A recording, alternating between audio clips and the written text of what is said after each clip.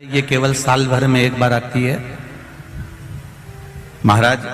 वर्ष में केवल एक बार मार्गशीर्ष मास के शुक्ल पक्ष की जो त्रयोदशी होती है, इसको अनंग त्रयोदशी कहते हैं।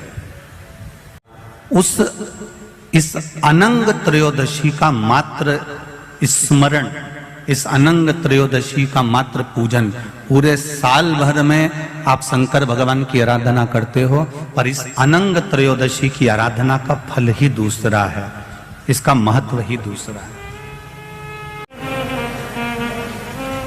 जैसे ये जलाधारी है माता पार्वती जी का हस्तकमल, ये शिवलिंग रखा हुआ है। ये जलाधारी में से पानी बहने का स्थान, बीच में मोटी सी लाइन जहां अशोक सुंदरी विराज रही है, राइट में गणेश जी, लेफ्ट में कार्तिकेय जी, और गोल जो भाग है वो माता जी का हस्तकमल है। और ये जो शिवलिंग रखा हुआ है ये शिव का स्वरूप है।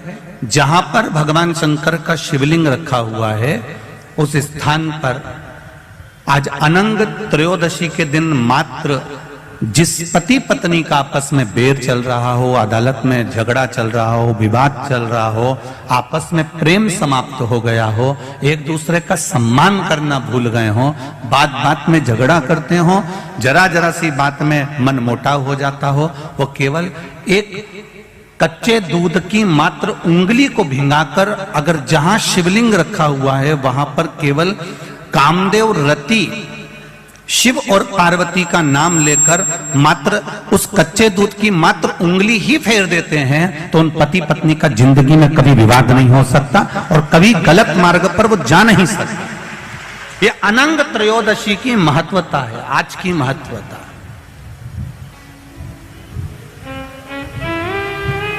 केवल साल भर में एक दिन होता है जिस दिन भगवान अपने साड़ू भाई के साथ पूजाते हैं। केवल साल भर में एक दिन होता है जिस दिन महादेव कामदेव के साथ पूजाते हैं। केवल साल भर में एक दिन होता है अनंग त्रयोदशी का दिन, जिस दिन भगवान शंकर ने कामदेव को भस्म करा था और उसको अनंग कर दिया था।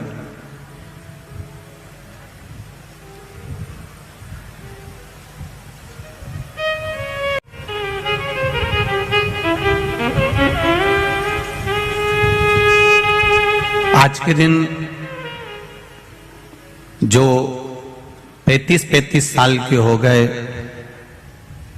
30 साल से ऊपर के हो गए, 42 साल के हो गए और जिनका विवाह नहीं हुआ है, वो बेलपत्री की मध्य पत्ती पर केवल कच्चा दूध लगाकर ही भगवान शंकर को समर्पित कर देते हैं।